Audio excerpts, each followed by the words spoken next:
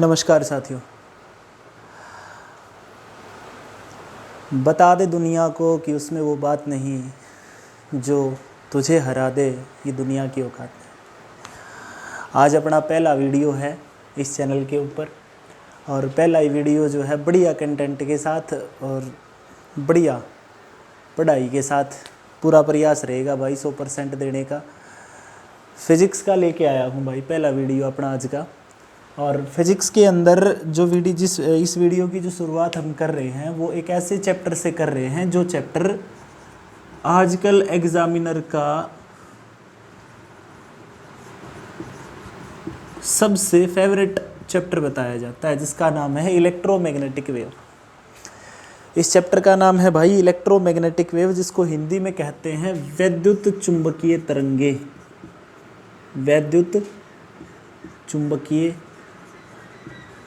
चुंबकीय तरंगे या तरंग लिख लो। इलेक्ट्रोमैग्नेटिक वेव या वैद्युत चुंबकीय तरंग जो है वो एक ऐसा टॉपिक है जो आजकल के पेपरों में एग्जामिनर मतलब बहुत बढ़िया तरीके से पूछता है। तो जिन स्टूडेंटों ने इसको पढ़ रखा है वो भी एक बार मेरे साथ इसको ज़रूर पढ़ें, हो सकता है उन्हें कोई नई बात देखने को मिले। और साथ साथ मेरी आपसे रिक्वेस्ट भी है कि इस वीडियो को सिर्फ यूँ नवाब बन के फ़ोन हाथ में लेकर इसको ऐसे देखना नहीं है। अगर आप वास्तव में इंटरेस्टेड हैं, अगर आप चाहते हैं कि हाँ मैं कुछ नया सीखना चाहता हूँ, तो इसके साथ साथ नोट्स बढ़ाते चलें। चाहे वो शॉर्ट फॉर्म में बढ़ाओ, लेकिन बढ़ाओ ताकि आपको कुछ याद रहे इनमें से चीज़ें। क्योंकि 30-35 मिनट की वीडियो देखोगे, उसके बाद अगर आपको एक भी बात ध्यान में नहीं रही तो उसका फ़ायदा नहीं है। तो इलेक्ट्रोमैग्नेटिक वेव का टॉपिक आज हम शुरू करेंगे भाई। ये हालांकि थोड़ा सा लंबा टॉपिक है, लेकिन 2-3 क्लासों में मैं इसको पूरा करने की कोशिश करूंगा। इलेक्ट्रोमैग्नेटिक वेव कौन सी होती है सर? इलेक्ट्रोमैग्नेटिक वेव कौन सी वेव को कहा जाता है? क्या इनके क्या काम होते हैं और ये कहाँ यूज़ होती हैं? मेन जो हमारा क्वेश्चन है वो इसी में से पूछा जाता है। तो देखो, बहुत सारे भाइयों तो न्यू ना बेरा होगा कि इलेक्ट्रोमैग्नेटिक वेव कौन सी वेव ने क्या करें। इसको शॉर्ट फॉर्म में हम EM वेव लिख देते हैं, इलेक्ट्रोमैग्नेटिक वेव, EM वेव लिख देते हैं। ठीक है, तो बात एक ही है, चाहे इलेक्ट्रोमैग्नेटिक वेव कह लो और चाहे EM वेव कह लो। कितने टाइप की होया करें, कौन कौन सी होया करें, और ऐसा क्या कारण है कि सिर्फ हम इन्हीं वेव को इलेक्ट्रोमैग्नेटिक वेव क्यों कहते हैं, इनकी क्या कुछ खास प्रॉपर्टी होती हैं, क्या नहीं होती हैं, सारी बातें इस चैप्टर के अंदर हमें आज पढ़नी है। तो देखो, इलेक्ट्रोमैग्नेटिक वेव के चैप्टर की शुरुआत मैं कुछ ऐसी बातों से करूंगा जो बातें आपको पहले से आती हैं। जैसे आपने एक प्रिज्म के बारे में सुना होगा बचपन में, जब हम सभी पढ़ते थे तो एक एक्सपेरिमेंट आता था। आपने प्रिज्म के बारे में पढ़ा होगा। एक ये कांच का प्रिज्म है और इसका एक एक्सपेरिमेंट हुआ करता कि जब कोई प्रकाश की किरण इसके ऊपर पड़ती है ना ऐसे, तो जब वो प्रिज्म के ऊपर टकराएगी तो वो 7 रंगों के अंदर टूट जाएगी, 7 रंगों के अंदर वो बट जाती। और वो 7 रंग कौन कौन से होते हैं? जब इस प्रिज्म के ऊपर पड़ती है तो 7 रंगों में टूट जाती है। 3, 4, 5, 6, 7। और ये 7 रंग कौन कौन से होते हैं मैं इसको यहाँ पे लिख देता हूँ, क्योंकि यहाँ पे लिखे नहीं जाएंगे, इतना स्पेस है नहीं। ऊपर लिख देता हूँ मैं इनको। ये 7 रंग होते हैं भाई, VIBGYOR। मैं ये मान के चल रहा हूँ इस चैप्टर के अंदर कि कुछ बेसिक बातें आपको इस चैप्टर की आती हैं। जैसे आपको प्रिज्म के बारे में पता है कि प्रिज्म क्या होता है। जैसे आपको पता है कि प्रिज्म के ऊपर जब कोई प्रकाश की किरण पड़ती है, जब कोई रे पड़ती है, जब लाइट पड़ती है तो 7 रंगों के अंदर बट जाती है। यहाँ पे R से हमारा मतलब कौन से कलर से है? वो रेड है सर। O से हमारा यहाँ पे ऑरेंज कलर बनेगा। ये आपका येलो हो गया, ये आपका ग्रीन हो गया, ये हो गया भाई आपका ब्लू, ये हो गया आपका इंडिगो और ये हो गया आपका वॉयलेट। ये 7 रंग होते हैं। और ये 7 रंग किस में होते हैं? ये 7 रंग होते हैं सर वाइट लाइट के अंदर। जो सूरज के अंदर से प्रकाश की किरण आती है या प्रकाश की किरण कोई भी है जो हमें दिख रही है, जो विजिबल है, वो कितने रंगों से मिलकर के बनी है? वो सर 7 रंगों से मिलकर के बनी है। और इस रे को, इन 7 के 7 रंगों से जो लाइट बनी, ये जो वेव बनी थी, जो प्रकाश बना था, इसको हमने नाम दिया था इसको मैंने नाम लिख दिया विजिबल रे। इसको हिंदी में कहते हैं दृश्य किरणें, दृश्य किरणें। ठीक है, ये सबको पता है, ये बेसिक सी जानकारी है, बेसिक सी बात है, ये सबको पता होनी चाहिए। अब देखो विजिबल रे जो है उसके अंदर 7 रंग होते हैं। सबसे ऊपर जो होता है वो रेड कलर होता है, सबसे नीचे जो होता है वो वॉयलेट कलर होता है। अब इसके अंदर आपको एक छोटी सी बात और ध्यान रखनी है मेरे साथ साथ, वो क्या रखनी है, देखो इलेक्ट्रोमैग्नेटिक वेव जो है वो कितने टाइप की होती हैं, वो होती हैं 7 टाइप की। There are 7 types of electromagnetic wave in physics.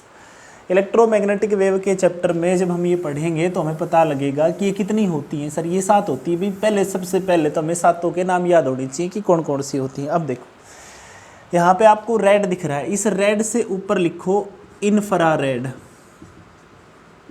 Infrared, क्योंकि इसमें रेड है और इसमें भी रेड है सर, तो इसी से हम थोड़ा सा इसको कनेक्ट कर लेंगे कि रेड से ऊपर हमने क्या लिख दिया, इंफ्रारेड लिख दिया। और इंफ्रारेड को हिंदी में क्या कहते हैं भाई, हिंदी में कहते हैं अवरक्त किरणें। दोनों भाषाओं में पढ़ाने की कोशिश रहेगी मेरी, उम्मीद करता हूँ कि आप इसको बहुत अच्छे तरीके से समझेंगे। और ये जो नीचे वी से वॉयलेट दिख रहा है ना, इसके नीचे लिख लो अल्ट्रा वॉयलेट, अल्ट्रा वॉयलेट। ठीक है, वॉयलेट के नीचे हमने क्या लिख लिया भाई, अल्ट्रा वॉयलेट लिख लिया। और अल्ट्रा वॉयलेट को हिंदी में कहते हैं पैरा बैंगनी किरणें। ये हो गई आपकी कौन सी, पैरा बैंगनी किरणें। ठीक है, अच्छा इंफ्रारेड से ऊपर लिखो आप माइक्रोवेव, माइक्रोवेव हिंदी में लिखेंगे सूक्ष्म तरंगे। काफ़ी दिनों के बाद, लॉकडाउन के बाद आज ही बोर्ड और मार्कर हाथ में पकड़ने का मौका मिला है। काफ़ी मिस किया आप लोगों को। ये सोचा कि भाई चलो 18-20 दिन की बात है, देश के हित में सरकार जो काम कर रही है उसका साथ देना चाहिए। लेकिन जिस तरीके से देश के हालात बिगड़े हैं, वैसे सरकार ने 3 मई तक इसको और आगे बढ़ा दिया लॉकडाउन को। और जैसे जैसे ये केसेस आ रहे हैं वैसे मुझे लगता नहीं है कि अब ये खुल जाएगा।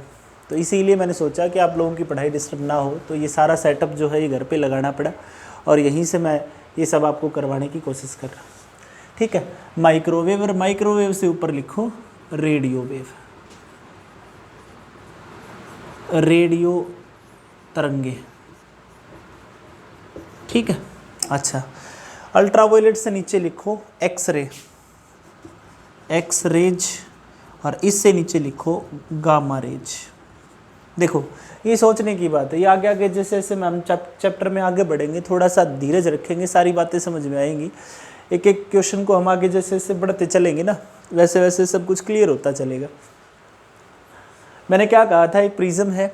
अब तक मैंने आपको सिर्फ 2-3 ही बातें बताई हैं। प्रिज्म, प्रिज्म के ऊपर जब कोई प्रकाश की किरण पड़ती है, जब कोई लाइट आएगी, लाइट आकर के जब प्रिज्म से टकराएगी तो प्रिज्म उसको 7 रंगों के अंदर क्या कर देगा, बांट देगा।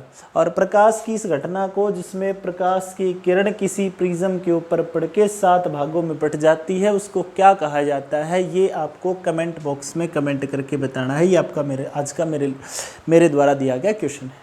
ठीक है, इस घटना को, आई रिपीट माई क्वेश्चन, कि जब प्रकाश की किरण किसी प्रिज्म के ऊपर पड़ती है और पढ़ करके जब वो 7 रंगों में डाइवर्ट हो जाती है, वो 7 रंगों के अंदर बट जाती है, तो इस घटना को, ये घटना प्रकाश की कौन सी घटना कहलाती है, ये आपको कमेंट बॉक्स में बताना है।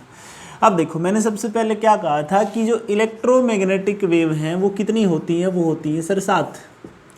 पहले बार में मैंने बता दिया था। 7 में से एक तो ये होगी जिसको विजिबल लाइट नाम दिया मैंने, 3 इससे ऊपर होगी, 3 इससे नीचे होगी, 3, 3, 6, 1, 7। पहला क्वेश्चन यहाँ से बनेगा आपका।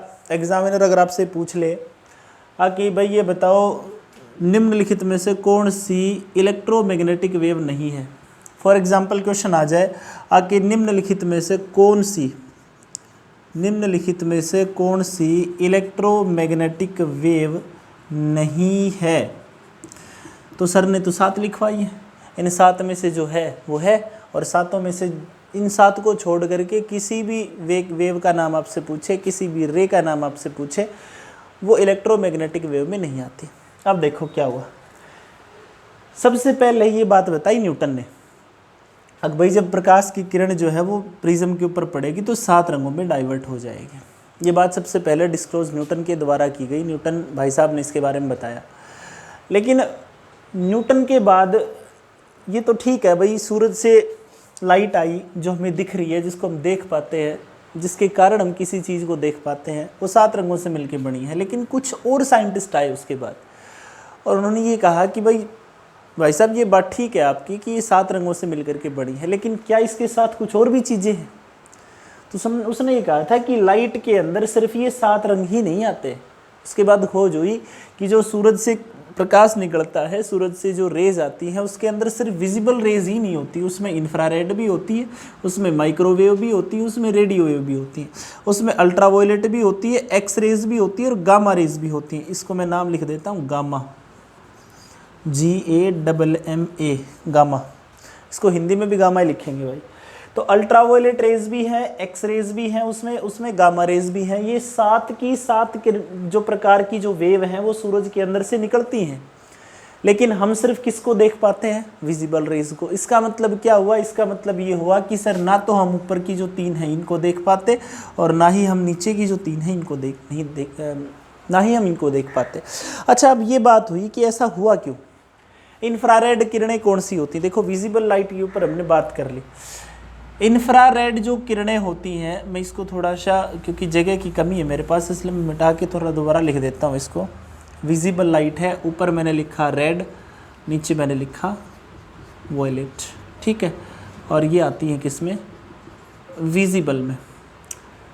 1 2 3, और ये इसी हिसाब से लिखनी है जिस तरीके से मैंने लिखी है, क्योंकि इसके ऊपर एक सीक्वेंस से क्वेश्चन बनेंगे 5 6 और 7। देखो, इंफ्रारेड को दूसरे शब्दों के अंदर, दूसरी भाषा के अंदर कई बार एग्जामिनर आपसे पूछ लेता है कि इंफ्रारेड को और क्या कहते हैं। तो इंफ्रारेड को ही दूसरे शब्दों में, इसी को हमने नाम दिया थर्मल रेडिएशन का। हिंदी में लिखेंगे तापीय विकिरणें। क्यों?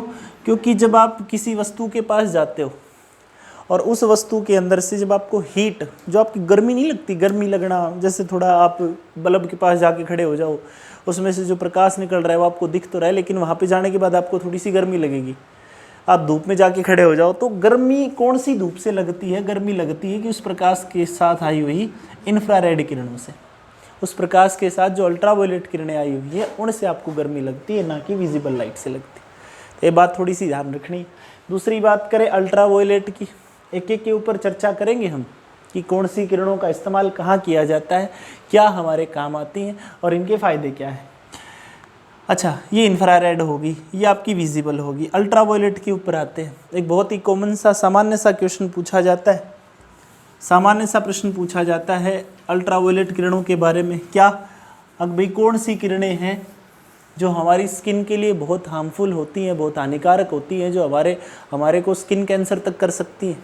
तो नाम किसका आता है? नाम आता है सर आपका अल्ट्रावायलेट का। और ये अल्ट्रावायलेट जो है ये कहाँ से निकलती हैं?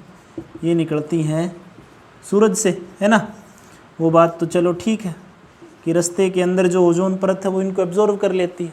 अगर वो इनको एब्जॉर्व नहीं करती तो ये हमारे तक पहुँच करके और हमें स्किन कैंसर तक कर देती, जो कि हमारे लिए बहुत बड़ी नुकसान की बात है। तो दूसरी बात मैं आपसे क्या कहना चाह रहा हूँ, इंफ्रारेड किरणों के बारे में आप नोट करके क्वेश्चन लिखेंगे। इंफ्रारेड रेज, इंफ्रारेड रेज के बारे में आप पहला एक पॉइंट नोट करके लिखेंगे कि ऐसी कौन सी किरणें हैं जिन किरणों से प्रत्येक वस्तु गर्म होने के बाद अपने अंदर से कौन सी किरणों को एमिट करती है। तो आंसर क्या देना है? आप लिखेंगे कि प्रत्येक वस्तु गर्म होने के बाद अपने अंदर से इंफ्रारेड रेज या थर्मल रेडिएशन निकालती है। थर्मल रेडिएशन, ठीक है, इसी का दूसरा नाम है ये इंफ्रारेड। अपने अंदर से इंफ्रारेड जो किरणें हैं उनको क्या करती है? इंफ्रारेड किरणों किरणों को उत्सर्जित करती है, और ये वो किरणें हैं जो हमें उत्सर्जित करती हैं।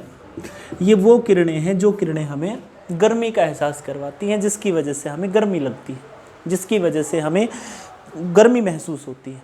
ठीक है, तो इंफ्रारेड के बारे में आपको ये क्वेश्चन जो है वो ध्यान रखना है। अच्छा, अगला अल्ट्रावायलेट रेज की बात करें। कई बार अल्ट्रावायलेट रेज को है ना वो शॉर्ट फॉर्म में लिख देता है यूवी रेज, यूवी रेज लिख देगा।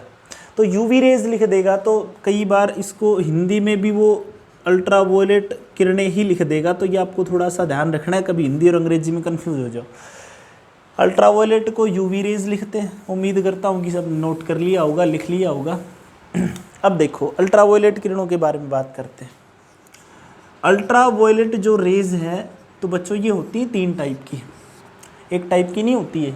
अल्ट्रावायलेट रेज जो है वो 3 टाइप की होती है। 3 टाइप की कौन कौन सी होती हैं देखो, एक होती है अल्ट्रावायलेट रेज सी, एक होती है अल्ट्रावायलेट रेज बी, और एक होती है अल्ट्रावायलेट रेज ए। ये होती है 3 टाइप की अल्ट्रावायलेट रेज, 3 टाइप की सी बी ए। ये होती हैं बच्चों सबसे ज़्यादा मोस्ट डेंजरस, यानी कि सबसे ज़्यादा, सबसे अधिक खतरनाक। कौन सी अल्ट्रावायलेट किरणें सबसे ज़्यादा खतरनाक होती हैं, तो वो कौन सी होती है, वो होती है अल्ट्रावायलेट रेज सी। ठीक है, ये क्या करती हैं, ये अगर धरती के ऊपर आ जाएंगे तो काम को निपटा देंगे, ये हमें प्रॉब्लम नहीं करेंगे बल्कि ख़त्म ही कर देंगे। दूसरी बात यहाँ पे लिखेंगे ऑल्सो वेरी डेंजरस। ये भी सर बहुत ज़्यादा क्या होती है, ये भी काफ़ी खतरनाक होती हैं, लेकिन इतनी खतरनाक नहीं होती जितनी कि सी वाली खतरनाक है। ए जो है ये सबसे कम खतरनाक है, लीस्ट डेंजरस। हिंदी में लिखेंगे सबसे कम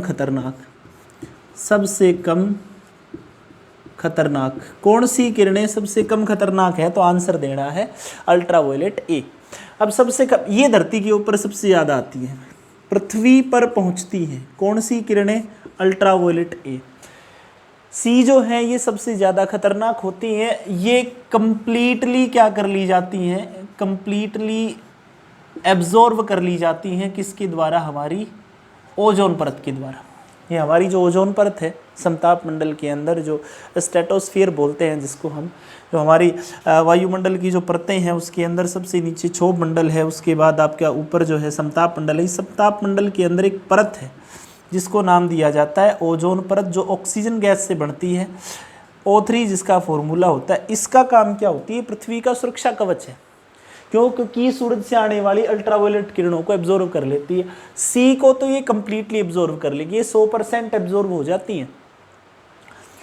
बी जो है वो 80% एब्जॉर्व हो जाती हैं, और ए जो है वो बहुत कम मात्रा में एब्जॉर्व होती है। और ये ए जो हमारी धरती तक पहुंचती हैं, पृथ्वी तक पहुंचती हैं, इनका धरती तक पहुंचना हमारे लिए बहुत ज़्यादा ज़रूरी है।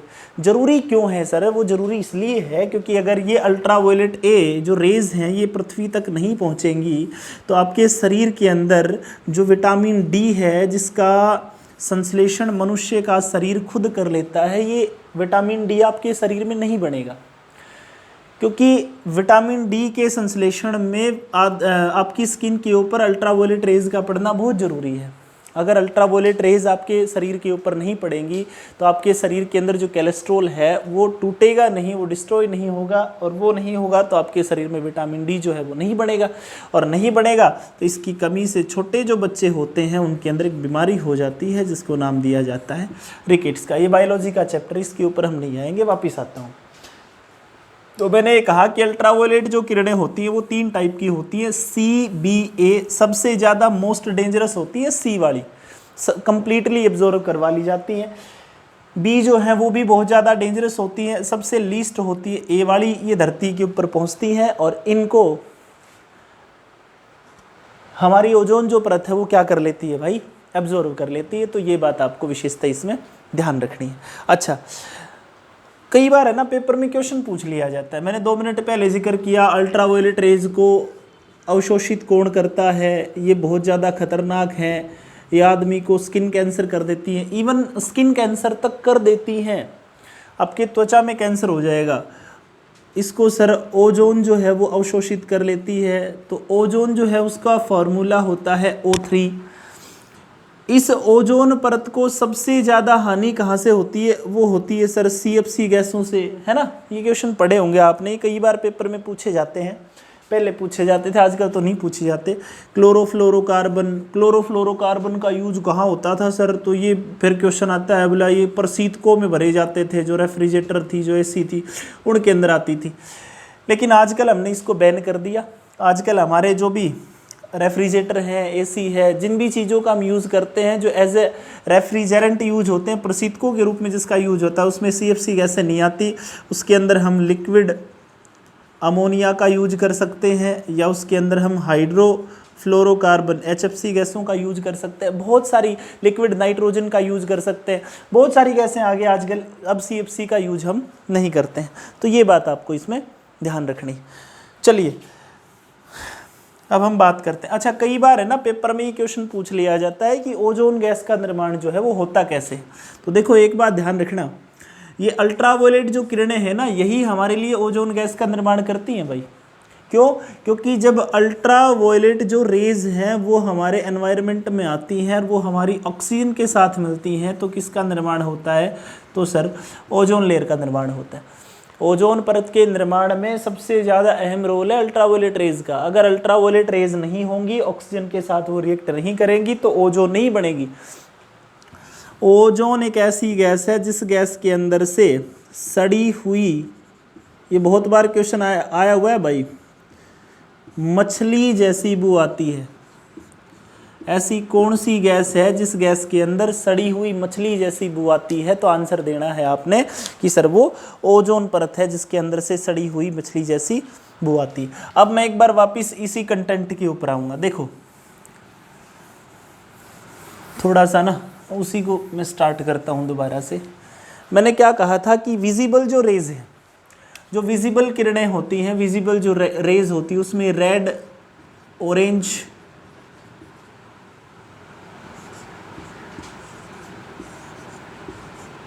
हाँ हो गया।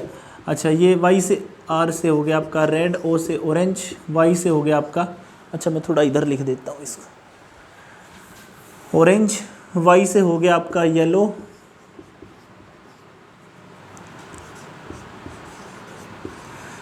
ग्रीन हो गया, ये हो गया आपका ब्लू, ये है आपका इंडिगो, और ये है आपका वॉयलेट, बैंगनी। अच्छा, इसमें भी कई बार आपसे पेपर में क्वेश्चन पूछ लेता है कि भाई ऐसा बताओ। देखो मैंने क्या कहा था, मैंने ये कहा था कि जो प्रिज्म होता है ना, उस प्रिज्म के ऊपर जब रेज पड़ेंगी, प्रकाश की किरणें जब उसके ऊपर पड़ती हैं, तो उसमें क्या था कि जब प्रिज्म के ऊपर पड़ रही थी, तो आप सोचो, एक बात अपने दिमाग में इमेज बनाओ कि आपके पास प्रिज्म था और इस प्रिज्म के ऊपर मान लो ये प्रकाश की किरण ऐसे आ रही थी, और अगर ये प्रिज्म ना होता तो ये ऐसे सीधी चली जाती, लेकिन ये रिफ्लेक्ट होती है 1 2 3 4 5 6 7 किरणों में। सबसे ऊपर कौन सा है? रेड। सबसे नीचे कौन सा है? वॉयलेट। तो आप एक बात देखो कि अगर प्रिज्म से नहीं टकराती तो इसी निकल जाती, लेकिन प्रिज्म से टकराने के बाद में ये 7 रंगों के अंदर डाइवर्ट होगी। 7 रंगों में सबसे ऊपर जो रंग है वो कौन सा है? वो रेड है, यानी कि एंगल रेड का। और सबसे नीचे जो कलर है वो कौन सा है? वो वॉयलेट है, यानी कि ये एंगल वॉयलेट का। तो यहाँ पे इस डायग्राम से इस सॉरी इस चीज से हमें एक बात समझ में आती है। कौन सी? अब भाई इस प्रकाश की किरण में जो 7 रंग हैं, उन 7 रंगों में सबसे कम जो विचलन है, सबसे कम डाइवर्जन लिख लो, चाहे हिंदी में सबसे कम विचलन लिख लो। सबसे कम जो विचलन है वो कौन से रंग का हुआ? रेड कलर का। और सबसे अधिक जो विचलन है वो कौन से कलर का हुआ? वो हुआ सर वॉयलेट कलर का। सबसे अधिक विचलन जो हुआ वो हुआ आपके वॉयलेट कलर का। ठीक है, तो इससे आगे का जो कंटेंट है वो हम कल पढ़ेंगे भाई। अब एक बात और ध्यान रखना, इसमें क्वेश्चन कई बार पूछ लिया जाता है कि रेड सबसे कम विचलन, वॉयलेट सबसे अधिक विचलन। जिस रंग का डाइवर्जन सबसे कम होता है उसकी वेवलेंथ सबसे ज़्यादा होती है। तो रेड जो कलर है उसकी जो वेवलेंथ है, ये वेवलेंथ क्या होती है ये भी बताऊंगा मैं आपको आगे। वेवलेंथ जो होती है वो क्या होती है भाई? मैक्सिमम। और रेड कलर की स्कैटरिंग क्या होती है, वो होती है भाई मिनिमम। ठीक है, ये मैक्सिमम होती है, ये मिनिमम होती है। ऐसे ही अगर हम वॉयलेट कलर की बात करेंगे, वॉयलेट कलर की जो वेवलेंथ है, क्योंकि सबसे नीचे है, सबसे ज़्यादा डाइवर्ट हुआ है, तो वेवलेंथ जो है वो इसकी क्या है, मिनिमम, और इसकी जो स्कैटरिंग है वो क्या है, मैक्सिमम। तो इससे आगे का जो कंटेंट है, ये पूरा टॉपिक है भाई, 3-4 दिन चलेगा, वो मैं आपको कल पढ़ाऊँगा। तब तक आप घर पे रहिए, सुरक्षित रहिए, अपने परिवार वालों का भी ख्याल रखें, और साथ साथ नोट्स ज़रूर बनाते रहें। अगर नोट्स नहीं बनाओगे तो फिर कोई फ़ायदा नहीं होगा, दिक्कत हो जाएगी काम का। ठीक है, ओके। किसी का कोई इस टॉपिक से रिलेटेड अगर किसी का कोई क्यूरी हो, किसी का कोई क्वेश्चन हो, तो यो डब्बा दे रखा है भाई नीचे कमेंट बॉक्स वाला, इसमें कमेंट करके बता दियो, सॉल्यूशन हो जाएगा आपका। ठीक है, बहुत बहुत धन्यवाद, थैंक यू।